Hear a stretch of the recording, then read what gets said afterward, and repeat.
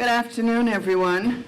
I call to order the GCC regular board meeting, September the 9th, 2025 at 4:45 p.m. Roll call. Mr. Mark Anderson? Here. Mr. Harry Block? Present. Mr. Bruce Mandrek? Madam Chairman, I'm here, but I need to leave about 5:30 to get to another engagement. Thank you. Please note to our secretary. Mr. Jack Turner? Present. Lily Campbell, present. All board members are present and accounted for. I want to, before we go into public comments, just say welcome, everyone. We're so glad to see you. To those who are watching us virtually, welcome also. Thank you for being here at our meeting and seeing such friendly faces. It's good to see you. Thank you. And now we shall continue with our board meeting. Do we have public comments? Madam Secretary? Yes, ma'am. We have one comment from Hannah Larson. Okay.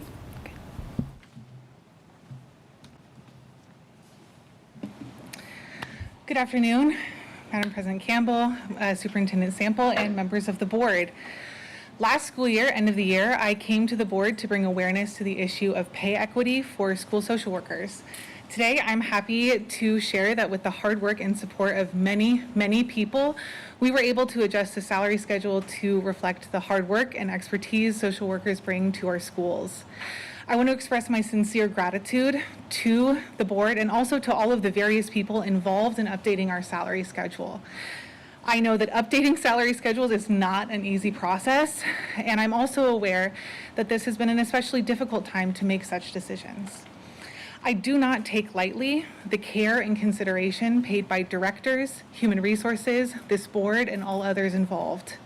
I'm grateful to work for an organization that not only values its students, but the staff who support them.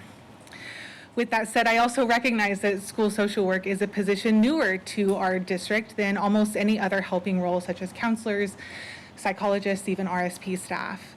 Because of that, it can be difficult to pin down exactly what worth we bring to our campuses when looking from the outside in. I know this because I'm expanding my work to more sites this year, and I've already been met with questions and also appreciation from our administrators, from our staff, even from our families.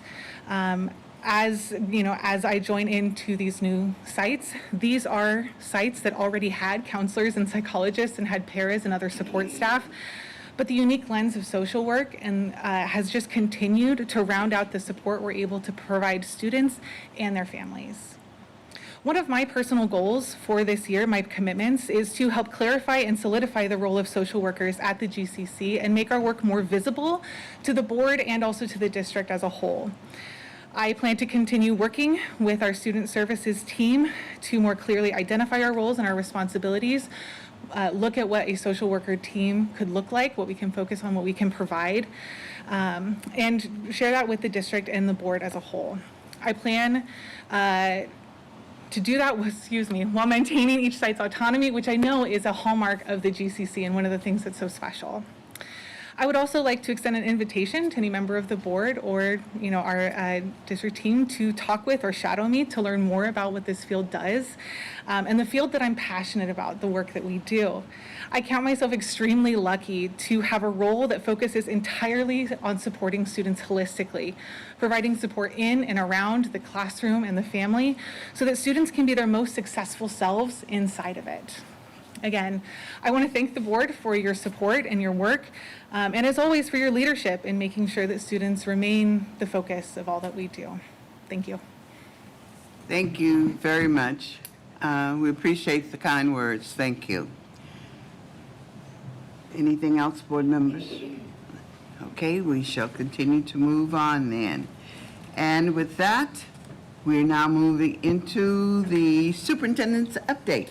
Okay. So we're looking forward to what you have to say to us today. Thank you. All right, thank you, Madam President, members of the board.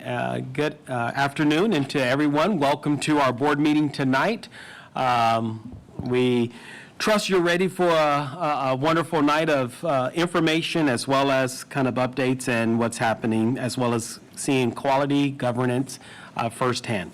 So a few things I want to update the board. I had the opportunity, well, let's first start with September. This month is Attendance Awareness Month, and I want to thank our staff for the work they do to welcome our families, our students, support our students, as well as reinforce the importance of showing up to school every day. And so we have been very intentional this year to highlight through our social media as well as at each of our schools the importance of school attendance and why this matters.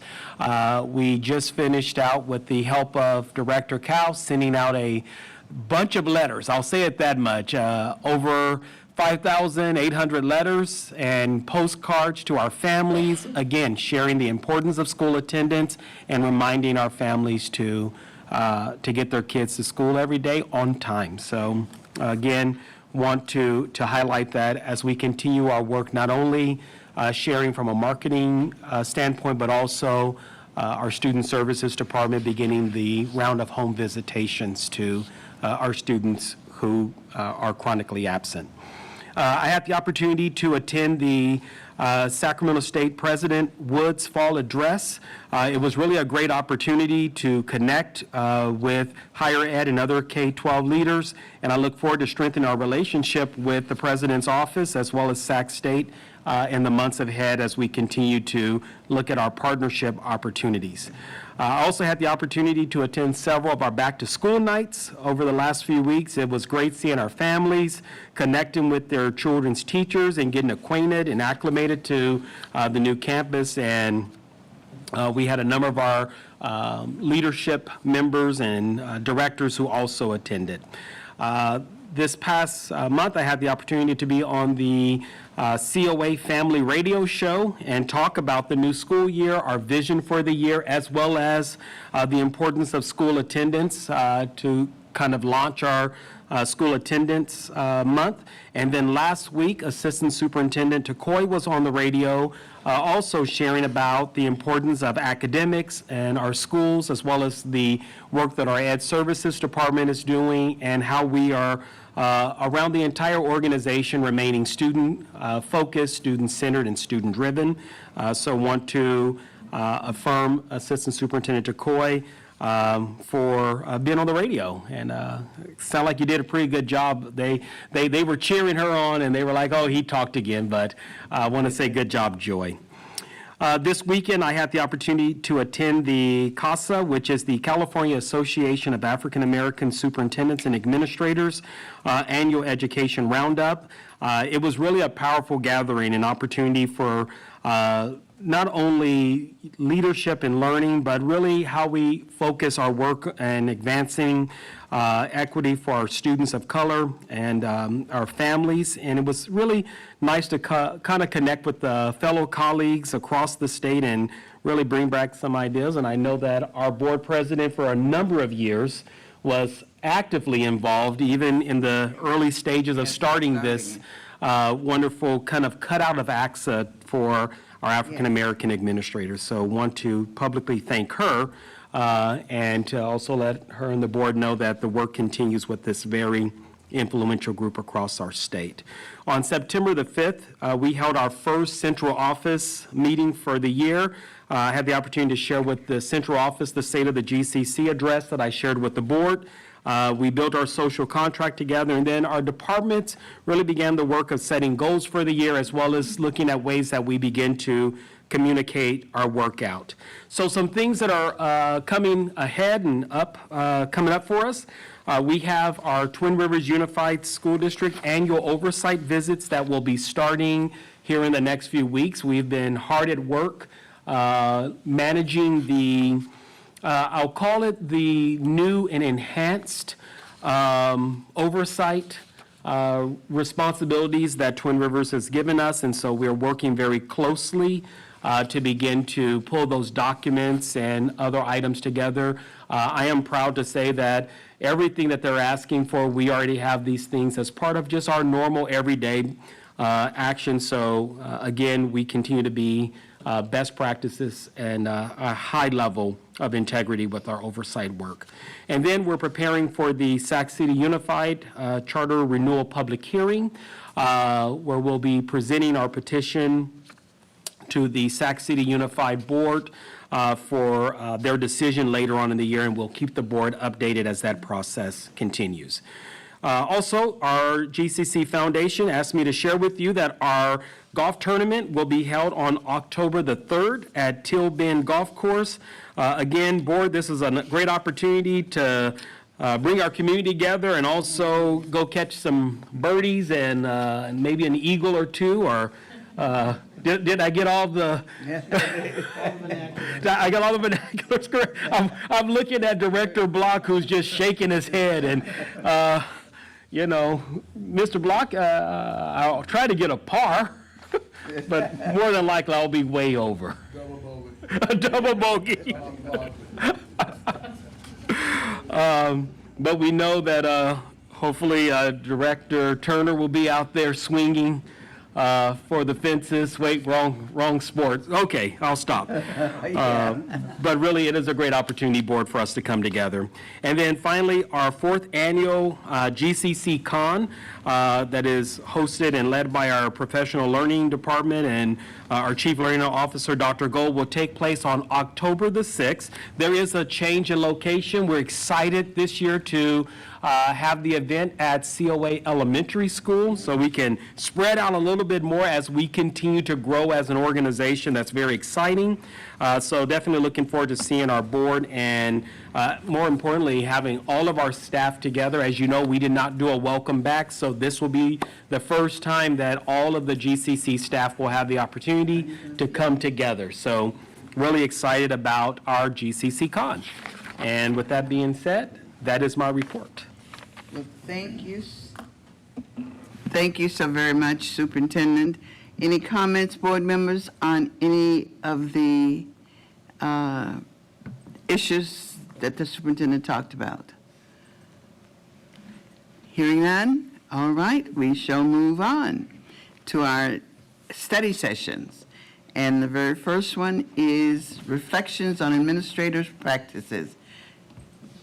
It's going to be Assistant Superintendent Yes. DeCoy, who is going to lead us through this. All right. Good afternoon, everyone. It's nice to be with you. President Campbell, Board of Directors, and Superintendent Sample. I miss being with you at the retreat where I was originally intended to share this presentation with you, but I'm happy to share with you tonight. Today, you will see 2 items on the agenda, one for a study session on ROPE, or Reflections on Administrator Practice, and the other, an informational item on our proposal to replace ROPE called LEAD, or Leadership Evaluation and Development. In October, it will come back to the board for your approval. You originally approved the current ROPE process in the school year 2017-2018, which seems like a lifetime ago since it was pre-COVID. And this is the process that we use to evaluate principals, vice principals, and our SAVA director. Since then, there have been minor updates, but tonight we are proposing more significant changes that will make this process more integrated and aligned with current GCC priorities. Okay. So I want to start with acknowledging the impact that school leaders have on children and student achievement. Research shows that effective school leaders make a measurable impact on student achievement, and that principals who are engaged in instructional leadership prioritize actions that create a learning environment with clear objectives and high expectations for students and teachers. This is our goal for admin this year. We want to provide enough GCC supports and training that helps embed compliance tasks into daily routines so that their focus and their time can be more on instructional leadership. So an effective evaluation process for administrators will help make this GCC goal a reality by providing supports for administrators to be successful. But let me start with the why we feel we need this change by explaining some of the challenges with the current evaluation process. First, the current ROPE process, as it evolved over time, was loosely connected to the California Professional Standards for Education Leaders, or CPSL. But it did not provide a rubric or scale to rate an administrator's skills. The ROPE was heavily based on the Workplace Personality Inventory Scale, or the WPI. And while our administrators can appreciate the WPI as a reflection tool for growth, they didn't always appreciate it being used to evaluate them. And the ROPE had a general process for evaluation, but did not provide clear timelines throughout the year. And the forms were difficult to use, sometimes electronically, and to store. So our new process will specifically address some of these needs. So first, I want to give a shout out to Dr. Gold for the new name, potentially, of LEAD. Is it right? Yes. And so that's our first change, is changing the name from ROPE, which doesn't have a great connotation, to LEAD. That's what they do every single day. So leadership, evaluation, and development. Next, this process will now explicitly rely on and use the 6 California leadership standards as a rating scale. And these are familiar to administrators since they are used in preliminary and clear credential programs across California. Using these rubrics will allow us to give administrators qualitative and quantitative feedback and to document their work. We've also incorporated our GCC core values, and we've aligned them to these 6 leadership standards. And we will keep the WPI, but for goal setting rather than for evaluation. And we've connected this to our 3 instructional action framework goals related to Portrait of a Graduate, MTSS, and career tech education. So there are 4 main parts to this evaluation, 4 components, and here's a listing of the timeline. So Part A, administrators begin the year reviewing the California leadership standards and the descriptions of practice. Then they set their personal goals using the instructional leadership blueprint in September. Then they begin collecting artifacts that support these goals and document their work.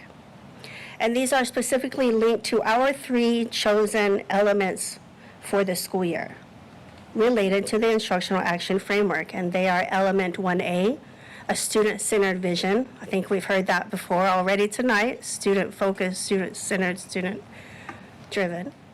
Element 2B, curriculum and instruction, and element 3C, climate. The submitted artifacts are reviewed in March by their supervisor. Then in June, the administrator completes a self-reflection form where they score themselves on the leadership standards. And then there is an end-of-year summative evaluation meeting with myself and the superintendent or their direct supervisor, the principal or their director. So one of our supports for admin this year is a book study that is related to their instructional leadership. And it's titled, What is My Value Instructionally to the Teachers I Lead? It's by Baruti K. Kofele. So we took a piece of this book and used the instructional leadership blueprint that Dr. Kofele shares and created a goal-setting document for our leaders. It essentially asks the administrators to set their goals based on where am I now, where am I going, and how will I get there?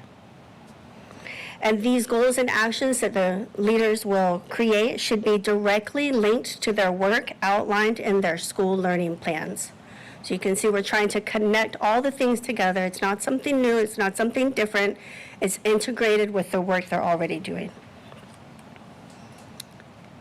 So some other supports that we have in place include monthly meetings with myself, semi-monthly meetings or twice a month with our GCC administrators, weekly meetings on their own site with their own leadership teams, new principal mentors, and this year we have added learning champions dedicated to each site, and of course support from our professional learning department.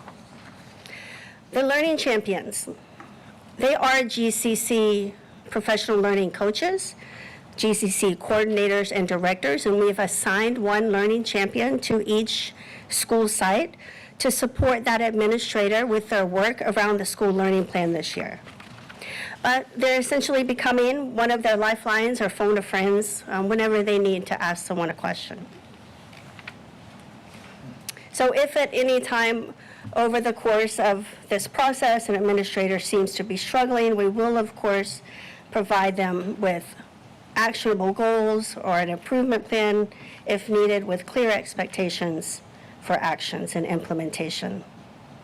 In closing, I'd like to share that we did seek and receive input from multiple stakeholders in creating this new process, including the Superintendent Advisory Team, the GCC Leadership Team, Human Resources, and input from the administrators themselves. And I believe that this process will be effective in building their competencies and skills necessary to develop strong school leaders. Leaders who can and will impact change in support of our Portrait of a Graduate and create positive school cultures. So we welcome your feedback on this process and questions, and thank you for your time. Any comments, board members? Yes, Jack, start with you. I really appreciate the presentation. I strongly support the name to lead. I think that really, you're right, it much more really reflects what this stands for. I have a question. You're kind of building, this is a new model that you're building, correct? You've had it in the past, but do you have having been there as an administrator in the educational field, many times these, for people that are principals, vice principals, they feel like this just adds to their workload, to what they're doing. Do you have are going to build in a confidential feedback mechanism where they can maybe, without even identifying themselves, really point out if this is really working, or is it just more busy work that's adding to their already, as you mentioned, overly work daily schedule? Thank you. I appreciate that perspective. I think it is important that we consider their time. We know how impacted their schedules are, and it's just hard to fit every single thing into a day. So we definitely did consider that from our experience as being administrators and trying to build it into what we're already doing. But I do like your idea for them to be able to give confidential feedback on how this process is going. So thank you for that, Jack. We can look at adding that into this. We do. Okay, you said something, you said it's not new, but areas that's already in practice. And this is what, Jack, I'm almost to what you were saying. I am glad that it's just a continuation of what they've been doing, because as Jack stated, and I know personally, that as we add more and more and more on the principals and the administrators, it's not going to get done. So we've got to look at how to make it, an evaluation has to be in place. That's a must. We've got to know what's happening, but we also need to make sure that it's within the time frame of their work and their day and their year and what have you. So please make sure that we're not piling more and more on our principals and administrators. But it is something that has to be done, but we make it as easy for them as can be, and to give the great feedback that they need in order to be successful, because this is what this means. It's an evaluation to see how they're doing with their student success. That's what it all amounts to. But the good feedback is necessary. So thank you for your time. Anything else? Nope. Okay. Thank you. And Board, you'll notice that under the agenda item 5.1, which is review of informational item, you'll see the actual documents that Oh, yeah. Assistant Superintendent Takoi shared with you in terms of our lead evaluation handbook. And so, And we did get copies of it. Yes. So we've been reading it. Okay. So with that, we are moving into facilities update. Mr. Jerry, are you ready, Mr. Little? Yes, we are. All right. Another item that was moved from our board retreat to here. Yes, and good evening, board members, Madam President and Superintendent. We will be going through a couple of the projects, few of the projects we did over the summer. It was a busy summer, and I appreciate the team that we have. But let me go ahead and get started. I think, wrong way. There we go. Over at Community Outreach Academy, we have a few projects over there with countertops at Scavarla. Those are still going on, actually, for some more of the restrooms. 4 of the TK classrooms got new carpeting, or new flooring, actually, you see down there in the lower right-hand corner. Rafferty A, we actually got rid of a lot of the windows there, full window replacement at that site, got rid of the single pane windows and put some nice dual pane windows in there, you'll see in that picture. Replaced some fire doors, and some student restrooms were updated in there as well. Over at Rafferty B, student restrooms are also updated at that site. And also the little walkway cover they have outside Rafferty B, the roof on that was damaged during some of the storms we had last winter, so we put a new roof over that little walkway as well. And Dudley C, as you know, we're doing a little renovation on that a year after we moved into it to expand the food kitchen area. By taking that area for instruction, we actually added classrooms in the back area, divided one classroom into two, and a little office back there, and that's what you see in the lower left-hand side. This project should be wrapping up this week. We're going for a final inspection on Thursday. So we should be able to get that in operation. Over at the middle school, as many of you know, the Boulevard Avenue has been just a rough area for cars to travel on with all the potholes there, so we were able to fill the potholes in. We haven't yet done the full overlay on that yet because we're waiting to see how we move forward with that property. They are getting a scoreboard and a LED sign on the front. We just got information this morning that that will be installed mid-October. And also the damage that was done in the girls' restroom has been repaired as well as some roof repairs and some remediation in the office area and library. Skipped one. Over at Epic, last year, you know, we did some HVAC upgrades. Well, they repeated it again this year with different parts for the HVAC. But all 6 units are up and running now with new cooling towers from last year and also new condensers this year. So hopefully that will keep the building cool and we won't have any more issues with it. They have 2 new water fountains upstairs, TK classrooms. We have started that work down in Suite 150 downstairs. So we just received our permit for that today. So that is well underway with the demo starting a couple weeks ago. Also put new restroom counters in all of the bathrooms in that site.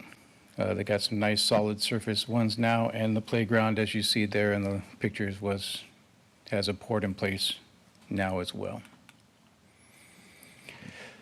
Over at GIS, the 4 new portables were installed. Those were occupied at the beginning of the school year. Running track was installed, and the turf is being installed this week. Phase 2 will start next week, which will be the TK classrooms up in the front corner, along with some office space, TK play area, and the shade structure, which will go out by the track in the back corner of the property. Over at Higher Learning and Futures High School got some new lab stations in one of the labs. You can see those pictures there. It actually expanded the area so you can get more students around a lab station at a time. The detention pond out there was cleaned up and mowed down. We are at DSA right now with the soccer field. We got the first round of comments back, so those are going to go back into DSA. And with those plans, we're going to be going out to bid to get our hard numbers on that to see if that's a project we want to move forward with. And also the modular buildings for HLA, a lot of the deck boards were starting to kind of have a little gaps in them, so they came back out and repaired those as well. Over at Sava, at Power In, all the AC units were put in the warehouse areas that we were discussing at the beginning of the summer, so that was completed. Over at North Market, you can see they put a roll-up door in there to get access straight into the shop area that they're building, and you can see the lifts that are there as well. That has come together nicely over there. Down in Elk Grove in 3147, the front building there, they're going to be putting a demising wall, which is between what you see in that picture there where the fire truck is and where they're going to have a gym. So they're working on that permit as well. That is currently in the city of Elk Grove, as well as the expansion into the area next door, which you see the kind of the blueprint there for that. We're going to be starting that TI probably in the next month or two, and that will be giving them 4 more classrooms over there. Future projects. We always have more to do here. COA Elementary School, you know, we're still working on a couple of playgrounds for them. The playground at Dudley C, where they just have the tennis courts now. That we are currently out to bid on that one. We are going to be submitting that to the county as for the shade structure for the permit as that. Dudley B playground expansion, the same thing. We're working with the installers on that one too, and that will be going into building department for a permit as well. Dudley C, the gym HVAC, that's just an ongoing thing that we got to get done over there. Pavilion, the kitchen HVAC, that's for the kitchen area there. Currently, it has a swamp cooler as well, and it's just not keeping up when the temperatures get to 100 degrees for the kitchen staff that are working there. And then for futures and HLA, we're still looking at expanding that campus with some portables, learning center, and as we mentioned, the soccer field. And that's the report for last summer. Any questions? Bruce, I think it's.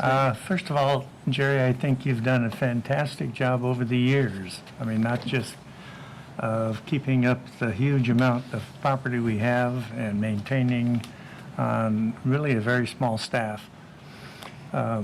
Question on your process for, process kind of in timeline in working with the different sites in coming up with the projects for the summer. As far as how we work with them on it? And kind of a timeline. Do you have some specific timelines for them, or? I do start bugging them right after Christmas break about their summer projects, because we do know that it's a long process nowadays to get through the county permitting process. So I do start pretty much bugging them right after the Christmas break to get started on that. We do have a software now called Asana that we use as a project management tool. So it's a communication tool with all the principals that we can list the project and then put the tasks down there with some fluent dates, because dates change in construction, as you know. But we do keep them updated that way as we go through that. So there's a timeline there as well. So they initiate some projects, but I assume you initiate some based on like Yes. HVAC systems and that type of thing that have to be Yeah, done. it works both ways. A lot of times they're initiating what they want for the campus, and then we kind of bring that up to the cabinet level and see if it's something that we can go forward with. And then as we go out to the sites with the team, the facilities team, with Jose, the coordinator, or Carl on the site, if we see issues that need to be done, we bring those up as well. Yes, Jack? Jerry, you had a busy summer indeed. I can see that. I know you didn't have time to develop it, but I really want to congratulate you and your crew on getting the portables in at the GIS. You could spend probably an hour talking to us about all of the hurdles that you had to overcome. And they were there when school opened, and I have to tell you, that really impressed me. So I want you to know that we watched that. Well, thank you. That was a team effort with San Juan, too. It wasn't just us, but San Juan Unified really stepped up with their construction management team as well to get that done. And they had a good crew on site, so it made it, wouldn't say easy, but easier. Jerry, I've said this each time you give a report. I'm always impressed with what you do and how much you and your limited staff get done over the summer and throughout the year. I can't thank you enough for all of the work and the repairs and everything that you do in order to make student success. And that's what it's all about. We appreciate the support, and we do what we can. Yes. I concur with what the other board member said, Jerry. Great job. What further are we doing over at GIS? What's on the next plan? The next phase? Is there a bathroom or something that we're also? No, the restrooms were in the last, with the other 4 portables that went in the Okay. back. There's a restroom building that went in back there that has a girls, boys, and a staff restroom in that trailer. So that's in between the existing portables and the new portables. Okay. Up front, the TK classrooms that go TK, in, yeah. they will have restrooms in That's the ones that in was- that building. Okay. Yeah. That's the one that they're working on now. They started That's the one that's going to working start. on- Yes. And well, the next week. field is completed then? They're putting the grass on the field this week. Okay. Yeah, It's very impressive. yeah. Thank you. You don't have your. Real grass at a... It's real grass out there, yeah. Okay, thank you so much for your report. I think that's Thank you. all the statements. Thank you. And now we're moving to our very next item, study session, which also was on our retreat, the Medi-Cal building update. Thank you, Director. Deep.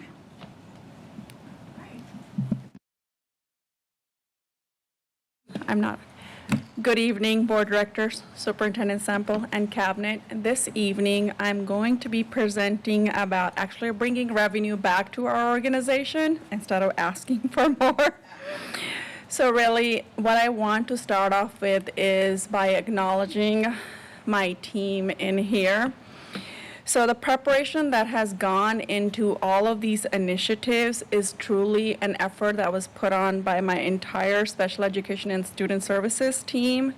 The team has gone above and beyond, not only just preparing to advance the work in special education and student services, but really taking this new initiative on Medi-Cal reimbursement, and really have been the driving force in supporting this work. I want to acknowledge their dedication to this department and the commitment that they have to our students. So with that, tonight I want to acknowledge Ms. Nicole Strobel, who is our Student Services Coordinator. She's here, and Ms. Caitlin Shelton, who is our Special Education Coordinator. So the coordinators are here. And then in addition to them, the rest of our support staff, Ms. Catherine Day, who is our transition vocational coach, our SAFE specialist, Ms. Tanya Durgal, our administrative assistant, Manaswini Hathor, and then our health clerk, Ina Hud. And all of these ladies are supporting in one way or another. That truly is the driving force behind all of the Medi-Cal initiatives that we have taken on as a department. So yes, thank you, ladies. The first initiative is the school-based Medi-Cal administrative activities, and really the word administrative stands out in there is because that is what it's related to, but it's widely known as ESMA, so when you'll probably hear us refer to that more than the whole, what the acronym stands for. And this initiative was actually started by Dr. Crawford about 2-ish years ago, but it takes about 18 months for the first check to arrive, and there are quarterly checks within this initiative, and we have to be enrolled in this and active in order for us to do any other Medi-Cal billing. So this got started a while ago, so that did take the groundwork for us to get going with the rest of the initiatives. So the ESMA is Random Moment in Time Survey, where select staff are randomly asked to document what activities they're doing at a given time. So a staff member could receive a survey, say, on October 15th, tell us what you are doing at 11:05 a.m. And that staff member has basically 72 hours from that moment to tell them what they were doing at 11:05 on that day. And so what it does is this really helps us capture all the activities tied to Medi-Cal outreach and student health support. And these documents allow us to claim federal reimbursement for these activities, which really should help us reduce the strain that we have on our general funds. And those dollars that are supposed to be earned through this initiative should be reinvested back into our school health, counseling, and wellness programs, which should be helping us strengthen our student support for our students. And this is particularly tied to special education only, so the ESMA. The next initiative, which we started back in early spring of last school year, is our local educational agency billing option program, widely known as LEA-BOP. And this initiative pretty much allows schools to do Medi-Cal billing directly for anything related to health and mental health services provided to eligible students. So the two types of billing, the first one is IEP billing. For this, we can claim reimbursement for Medi-Cal covered services provided directly by our qualified providers, helping us pretty much offset the required special education costs. And then the other component of is the non-IEP side. And in this, we can also bill for Medi-Cal services, which brings in funding to support the broader student health and wellness program. In short, this program is going to help us cover costs that we are already required to provide to our students. And then in return, the goal is to reinvest these costs back into student support services. So how does LEA-BOP, or what is what is the eligible services and providers that can bill under LEABOP. So we get to bill for a wide range of student health services in this. So for instance, student health assessments, nursing services, so such as diabetes management, medication administration. Our nursing, so the nursing team will get to bill for that. Our speech therapists, occupational physical therapists, all of the mental health support that is provided by our psychologists and school counselors. Case management, and even specialized transportation for eligible students should be covered under that. And these services have to be delivered by staff that are qualified, such as our school psychologists, speech therapists, nurses, our occupational therapists, occupational and physical therapists, and school counselors.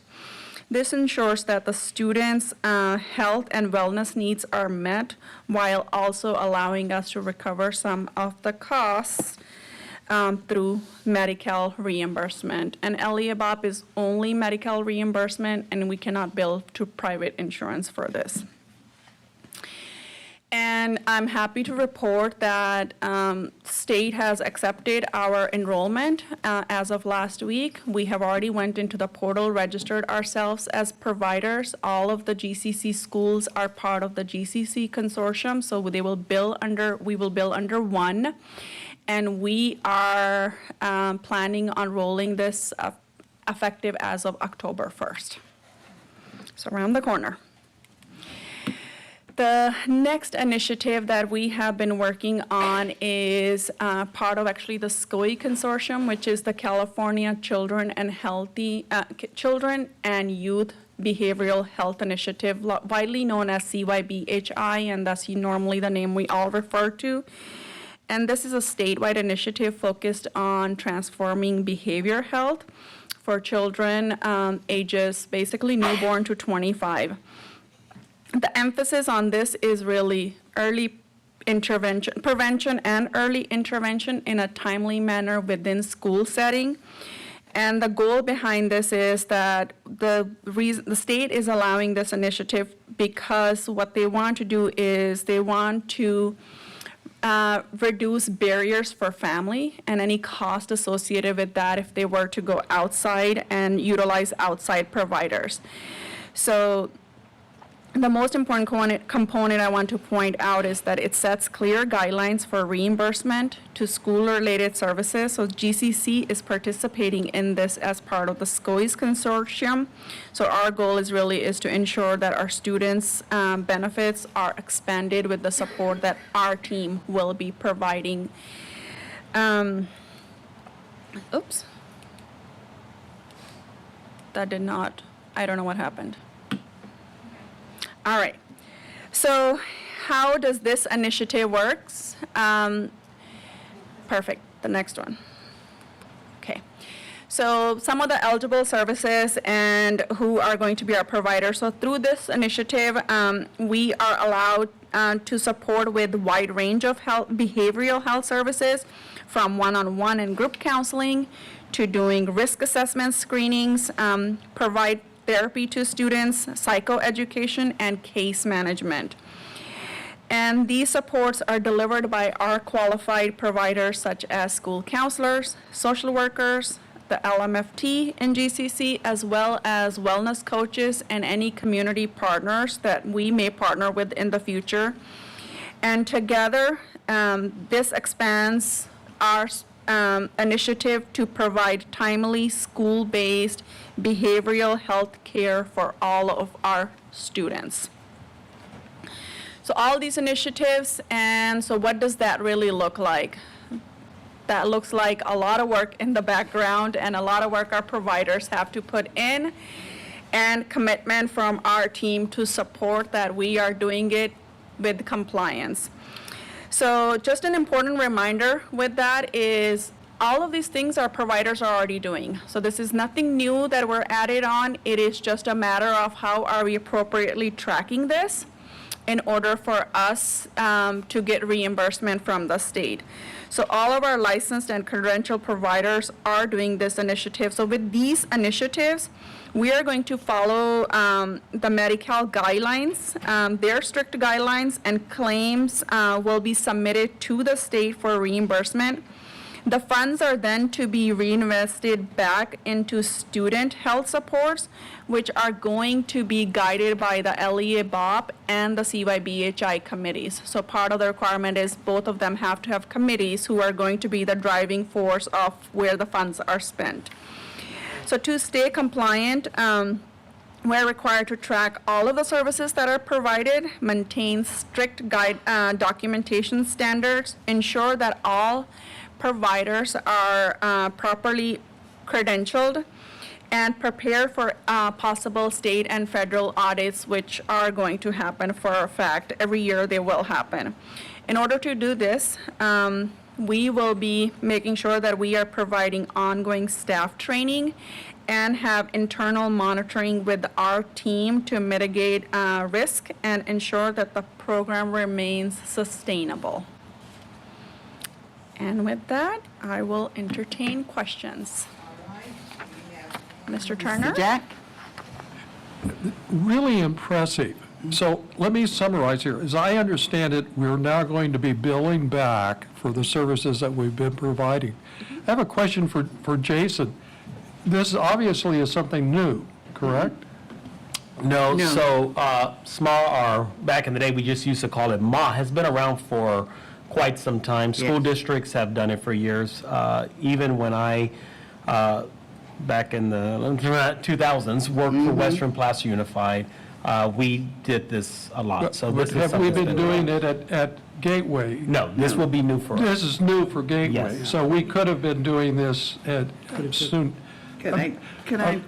No, it's just a question I have. So I know it's existed in the past for other districts and so Yes. forth, but it's something new for us. This is something that is new for us. And Yes. you had to have a staff in order to do it, and that was the issue. Okay. Because it is very, very time consuming. I did it in Rio Linda when I was director of special education, and it took a whole bunch of people working together to get this done. Well, So it wasn't, it really will magnify the services that we can provide and so forth to the students in this program and their families. A follow-up question. Medi-Cal obviously is a state program, but it is somewhat underwritten by the federal program also. Is the recent changes in the federal funding to the states, is that going to impact our ability to use this program? So not that we are aware of. We are pretty much told is that we continue billing Medi-Cal the way it is. So we'll see if it does affect us. But the second initiative, the CYBHI, so ESMA and LEA BOP are the federal one, but the CYBHI is a state initiative, so that will be billed directly to the state. So that's completely separate from the other two.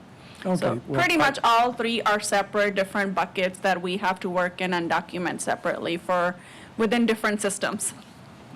Thank you, very good. And Jason, we can't retroactively go back and build up. I see what your question, I see what we're leading down with the question. no, we can't. Unfortunately, we can't. Retroactive is July 1st of 2025. So we can't That's it. backfill. Just only back to July 1st, so we I'm will be kidding. swooping the system. Very impressive, and glad that we have this in place. Because we're probably going to be audited, most likely, do you have a self-audit program in place So- yourself, or what? So all of our providers will be tracking their services within SACE, the online system that we have already adopted and have been using for many years to track IEPs. So that's where all of our providers, the nurses and the counselors will be tracking their services there. But every month they have to certify their services, so they will be submitting their signature on the required documentation for each month. So that's something our team will be undertaking and doing, just spot checks to support us to make sure that everything is in compliance. Okay, good. Yes.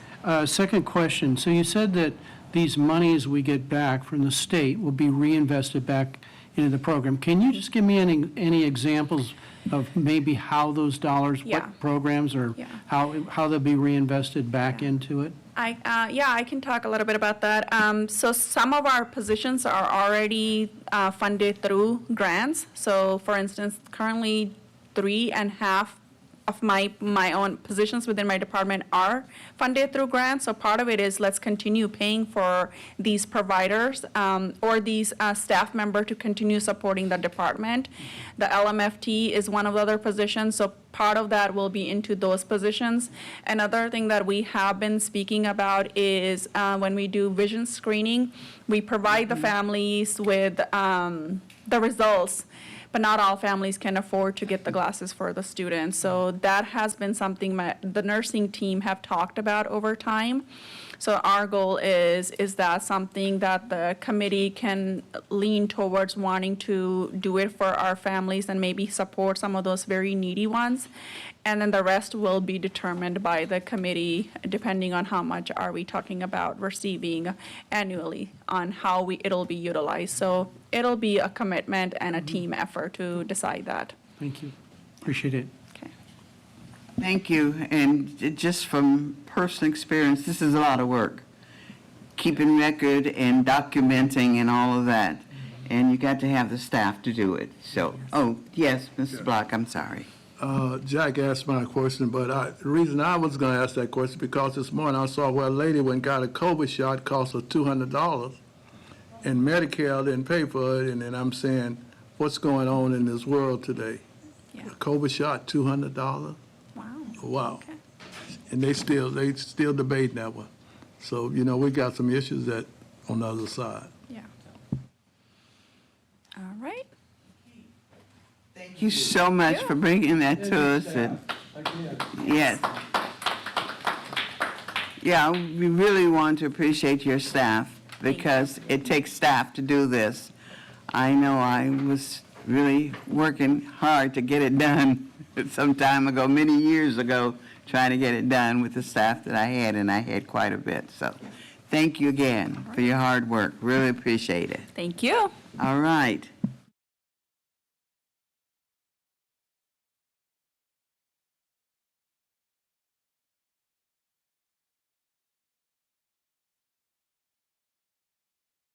Oh, we're back to, thank you, to lead, formerly, is that you? Yeah. Info, leadership evaluation. Yes, so Madam President, members of the board, your item 5.1 is just an informational item. Yeah. These are the documents that Assistant Superintendent Decoy shared in her presentation. So no action No action necessary. taken. Okay, just, great. information that we're providing. All right, great. We have the consent agendas right now before we go into the actual audit. So, board members, here we go. We have our consent agenda items, and I will go down them very quickly so others can hear what we are looking at. Approve adoption of GCC Board Meeting 8/19/25. Approve personnel consent agenda. Approve purchases over $30,000. Approve disposal and surplus technology. Approve board policy update, which is new. Approve MOU with Sacramento County Office of Education and American School Council Association.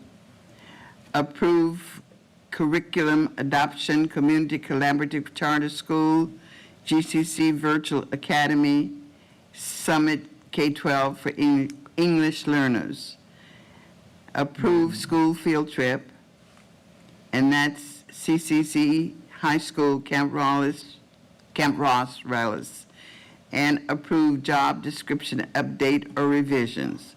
These are the items under consent agenda. Did you move me? Yes, Madam President, Yes. before the board makes a motion or takes action, staff would like to make one minor adjustment to the board policy, student policy 0625, which is the attendance recovery policy. And give you my apologies. On bullet 3, it says students may make up to 1 day. That actually was an error in typing. It should be 10 days. And so we're going to ask the board to take action on that policy to say 10 days, not 1 day. And I have copies for the board. Okay, would you please pass those so they can see what it is that we're talking about? Yes, Jack. With the amendment to making it 10 days, I move approval of the consent agenda. Okay. Second. May I have a second? Second. You have a second. Okay, do we have any more discussion or questions or anything on the consent agenda items and with the information you have that has been also included in the Board packet. board packet? Thank you. All right, anything else on that? Okay, I will do roll call. All right. Mark Anderson, Yes. Harry Block, Yes. Jack Turner, Yes. Lily Campbell, yes. Okay, so the consent agenda items have been approved with the correction of the 10 days. Okay, thank you. All right, moving now into business. Are you ready now? We are ready for you. Approve 2024-25 unaudited actuals. Thank you. Good evening, President Campbell, Superintendent Sample, and trustees, cabinet. I will be presenting our 24-25 unaudited actuals. I will also be presenting the resolution to reallocate income for fiscal year 24-25 for special education. Yeah. So we'll go ahead and get started with our unaudited actuals. Before I start our PowerPoint, I want to recognize my team. I did not put a specific slide up here this time, but this is a joint effort from our staff that maybe is not necessarily involved, but they will sometimes feel the impact of us being busy and being focused on closing the book. So I want to thank my staff and others in the central office that sometimes need something and they're having to wait until we're completed. I also had a personal family matter that my staff stepped up and helped finish up the book in certain areas that they could support. So I want to thank our director, Valerie Rogers, that's back here, our supervisor of fiscal services, Yvonne Grazer. Even though this is not her role, she stepped in and supported on some of the things that I needed help on. And then Cindy Ponikvar, which is back here, and Mia Vang and Sophia Cornejo, that is also another supervisor of fiscal services. So I want to thank them and everybody else that, helped indirectly during this time. Okay, I'm going to get started. Okay, always press the wrong button. Okay, there we go. Okay, background and purpose of our unaudited actuals. This is a financial statement showing the actual financial results of our previous fiscal year. So we're already in 25-26, but we're presenting the final 24-25 numbers. This shows your revenue, your expenses, and statement of financial position, or the balance sheet. This is required to be submitted to our oversight districts and our county office of education, and ultimately the California Department of Ed. And that is due September 15th, so we're a little early, but this is our September board meeting, so we're presenting today. Okay. I'm going to go over our revenues from our general fund. For our LCFF sources, we had a surplus of $761,000. That becomes part of our P2 revisions, our prior year true-ups. So even though we get numbers now for P2, the state does revisions up through, I believe, 3 times in terms of our attendance reporting. So once that all gets trued up, that's the variance we had. State revenue, there was a large increase I skipped federal. So federal had a small variance of 21,000, under 0.5%, and that's just due to the amounts of unearned programs that we didn't spend. So that's just being carried over or deferred to the following year. For state revenue, we had a large number variance from estimated to unaudited actuals, and that's due to the SB 740 other costs. So we are allowed to report other costs in terms of utilities, other type of facility work, and that counts towards a reimbursement. So we did apply, we got a good chunk of that money back, and so that's a reflection of that. We never book it because we never know what we're going to get, but it was a good chunk of money. Our local revenue increased from estimated actuals due to the increase in gains in our investment account. So that's the final true-up of our investment account. It did have, although decreases in E-rate and decreases in interest income, but netted out, that's what our variance is $753,000, with a total variance of $3 million in total from $130 million, which is only about 2% difference. Okay, here's our revenue components. As you can see, the biggest chunk of money we receive is LCFF sources. That makes up 65%. Sometimes it makes up more. You can see the chunk of other state has a large, probably about a fourth. It's about a fourth of the pie of money. And that's really due to big state grants have come through in last year. So Golden State Pathway making up $4.3 million. California Schools Partnership Grant is also in that chunk of $11.4 million. And we have other small programs that are going away, like the dual enrollment of $100K for our 5 schools that serve high school. So a lot of that, I anticipate next year kind of dwindling down and having more LCFF be the prime category in this pie chart. Just wanted to point that out. For our expenses, for certificated and classified, those were pretty close, under 1% variance. It's really just due to savings from hourly employees. Those are really hard to kind of determine, especially now that we've moved to hourly pay for our classified. It's also any unfilled positions that we potentially had through the end of the year, from May into the end of this through September. Benefit savings directly correlated to the savings in certificated and classified salaries. It also has to do with who's eligible for STRS and PERS. We budget assuming everybody's going to get that retirement. Sometimes people don't qualify, or due to the time that they spent with us, they don't qualify for that. So that will trigger some savings in that category. Our books and supplies category had a variance of $600,000. That has to do with what we budget in ELOP. We always make sure we budget conservatively in case they have to buy any supplies during the summer, because they're running summer school programs. Same with our other summer school programs that don't have ELOP. There's contracts, there's supplies, also textbook curriculum or adoptions sometimes are encumbered but don't materialize until July or August. So that's what that savings is.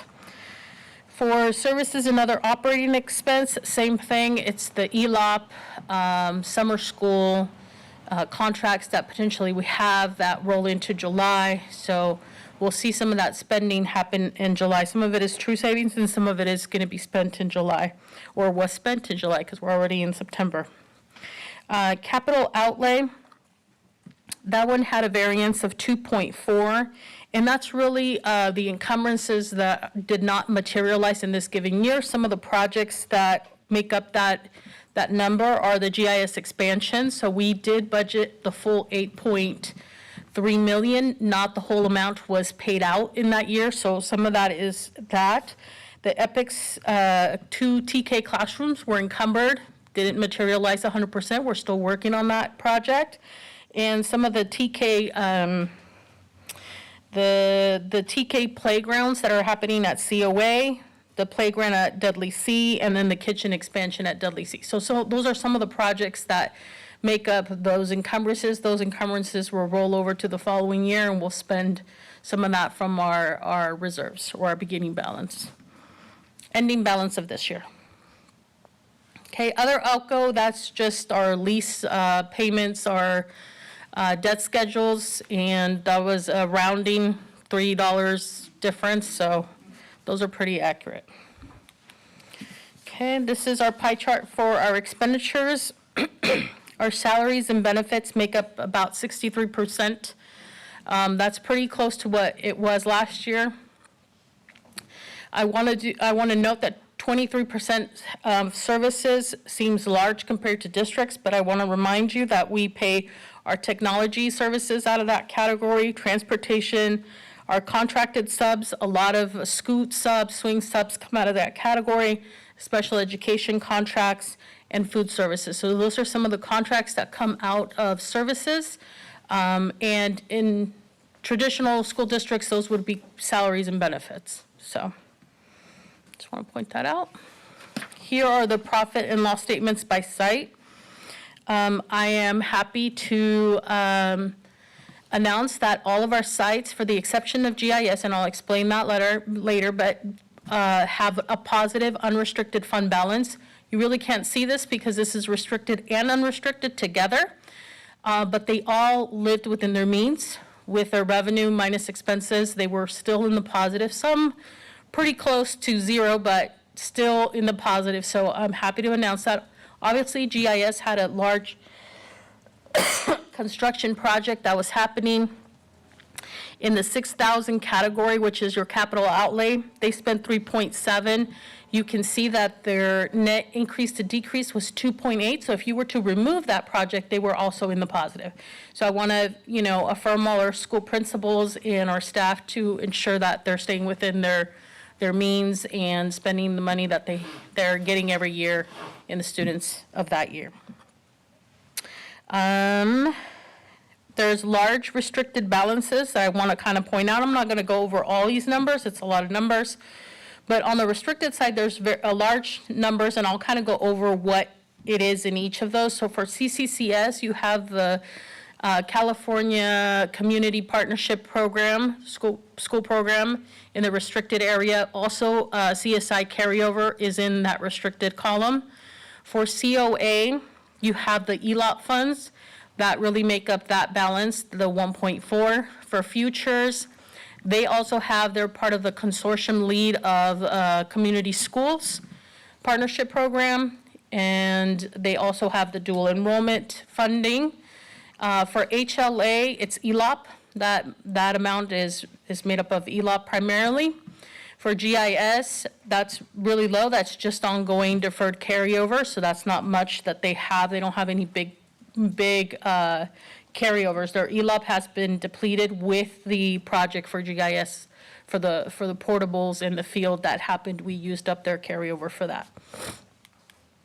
For EPIC, they are at 765. They still have quite a bit of money from the LCFF equity multiplier funding, so that's still kind of rolling over.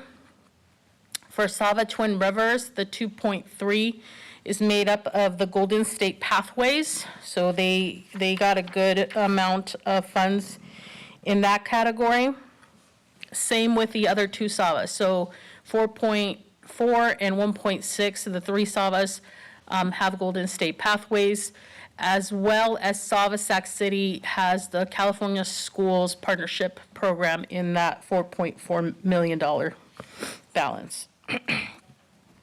I'll just stay a little bit on this slide so you can see in total we have facility reserves of $53 million. That's 44% of your expenses, so about half a year's worth of reserves just in facilities. We have 10% of sustainability for reserves, 5% for economic uncertainty. So we are well maintained in all of our sites. All of our sites have the minimum, for the exception right now of GIS. They don't have the full facility, but they do have their full sustainability of reserve, which we thought was going to get tapped into. It has not, so that's good news. Okay. Our fund balance started at 78.7. We had a surplus or an increase of restricted and unrestricted funds of 14.4. Again, I want to point out that we had those big grants, the Golden State Pathway, the California Schools Partnership Program that is in that 14.4 million. Makes up 93.1. And then down below, you can see some of the set-asides that were just disclosed on the previous page. Okay. Some other, the categories down below, restricted programs can be used only for specific purposes. Obviously, this is restricted grant funds. Non-spendable is your revolving cash and prepaid expenditures. Your facilities, and then we talk about the three reserves we usually talk about all the time in our budget meetings, which is the 15% at least facility set aside, 10 for reserve for sustainability, and 5 for economic uncertainty. And I'm on to my last slide. Happened so fast. So our next step, summary, our next steps is that this coming up month, we will have our auditors, Gilbert and Associates, come in and review our unaudited actuals, make our final audited actuals. So if there's any adjustments, any corrections that need to be done, they make those corrections, and we'll present that to you guys in January. We will start having budget meetings to start the 25-26 school year. We'll distribute carryover, we'll find out what site needs are, get site plans, review MYP and impact on the future years, and then we'll be back in December to present our first interim for the next year. So I will entertain any questions. All right, I know board members, I know you have questions. Yes, Mr. Jack. I want to thank you and your staff. I know I get repetitive on this, but with 9 charters, it's like 9 school districts. I mean, that to the outside world, that's really hard to explain, that the workload that it takes. So I want to say congratulations on that. I had a very, very long talk with Omira about the budget and so forth. But one of the points I do want to make in looking at this, and she mentioned it, I think if you look at our salary and fringe benefits now and you roll in our contracts for outside services, it's well over 70%. And that is going to increase significantly, I think, this year as a result of our restructuring of our salary schedule. And if you also, and she didn't highlight this, but if our growth really levels off, we're not going to have any significant increase in revenue. I think it's something for us all in this room and for the GCC, the Gateway totally, to really take notice that we need to start looking at trying to maximize the income that we can and kind of prepare for the future. Because this is a very, very good budget. It's not a great budget, but it's one that I would really like to say that it shows that we're a very healthy organization, and just kind of, if we look at our future now, I think it's one of the things that we really want to focus on is let's remain healthy.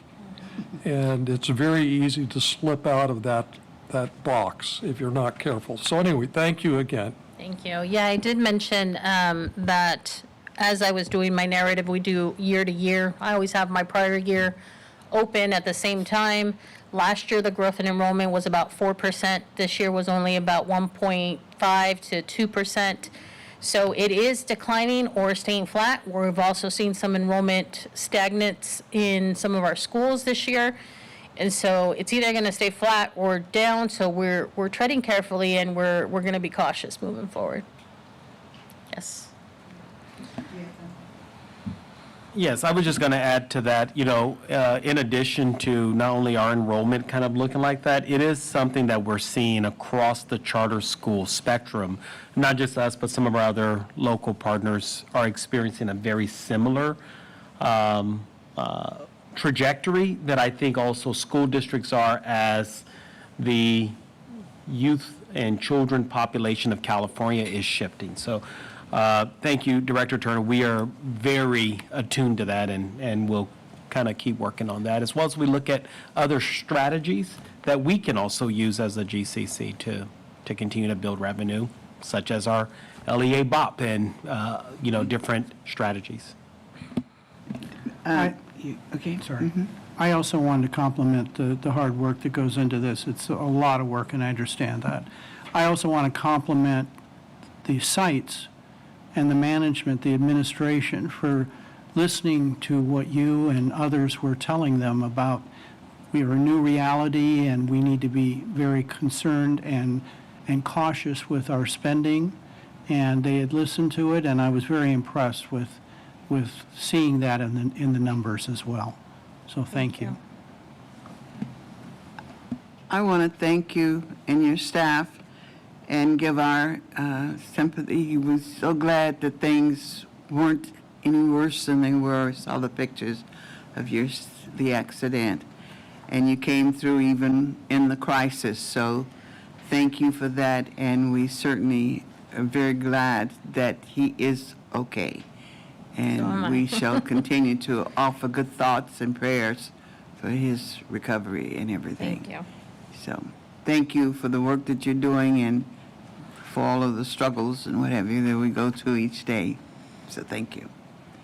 Anything else? We need to take a vote on the approve the 2024-2025 unaudit actuals. Yes. Move approval. Move approval. Second. Second, we have okay, roll call. Mark Anderson, Yes. Harry Block, Yes. Jack Turner, Yes. Lily Campbell, yes. And I have a note from Mr. Mandrick, who had to leave, and he said he had no questions, and he also gave his approval. So the an actual audit for 24-25 is approved unanimously. So thank you very much. Thank you. And thank the staff again, those who are still with us. I see three faces? Three faces. Thank you for sticking with us and being here. All right, thank you. And we have one other item, approved resolution to reallocate income for fiscal year 2024-25. Okay, you have a slide, and it should be on your agenda. It's asking for approval of Board Resolution 2025-2026-9, which is the reallocation of income for fiscal year 24-25. GCC schools are formed as a consortium through the El Dorado County Office of Education Charter SELPA. And based on Ed Code 56836.05B, allows the El Dorado County Charter Special Education Local Plan Area to develop and allocate a plan, and plan authorizes a charter management organizations, which would be GCC, to reallocate state and federal funds among the charter's local education agencies within their authority. And so what we do is we really look at the need. We really don't restrict special education in terms of serving our students. If they have an IEP, then we serve those needs. And we move based on the need at each particular site, revenues, to ensure we maximize that allocation. Is there any questions? Any questions? Okay, we will entertain a motion. Move approval. Move approval. Second. Second. Any other discussions, comments, questions? Hearing none, roll call. Mark Anderson, Yes. Harry Block, Yes. Jack Turner, Yes. Lily Campbell, yes. All right, so that item has been approved to reallocate income for special ed. Thank you so much. All right. Let's see where else we are. Okay, under personnel, we're moving to 11 personnel. Approved GCC employee handbook revised. And we got that and read through it, so any comments or questions or anything at this time before we have a, you're gonna? I have no question. I was going Okay. to move approval. All right, thank you. Second. All right, any other discussion? Anything on that item? Roll call, Mark Anderson, Yes. Harry Block, Yes. Jack Turner, Yes. Lily Campbell, yes. So that item has been approved. And the next item under personnel, 11 personnel, approve health and other insurance benefits plan 2026 and employee contribution amounts. You are going to make comments on that? Yes, Madam President, we're just here to answer any questions that the board may have, but we don't have a formal presentation Okay. other than to say, these are the numbers for 2025. Our propose is a reflective of a 4% increase. Okay. We've got that, So move approval? so move Second. approval and second. Any other discussions, comments, questions? Hearing none, we will now take the vote. Mark Anderson, Yes. Harry Block, Yes. Jack Turner, Yes. Lily Campbell, yes. So that item has been approved, and we congratulate you and all of the staff for your health insurance. Thank you. Ms. Laura Berrigan is my co-pilot in benefits, so thank her for, Well, please For give well- our job well done. congratulations and thanks when you see it. And again, Madam President, just on behalf of staff, this is, again, another one of those examples that you as a board always do to ensure that our staff is valued, and we live that core value of valuing our people. And so, thank you for the 4% increase in health and wellness We benefits. certainly tried to do our Contributions. best, for sure. So, with that, okay, hold on. With that, our guests, we will be moving to closed sessions. And the closed session is conference regarding real estate negotiations pursuant to Government Code 54956.8. And we will be coming back. I did miss one item, board comments. Sorry about that. Let me please go back up to board comments. Board comments. Any comments at this point, board members? No? Okay, well, we do have closing comments when we come back, so we'll check it again. All right, so with that, we will be going into closed session. And we will be coming back to report out. Okay.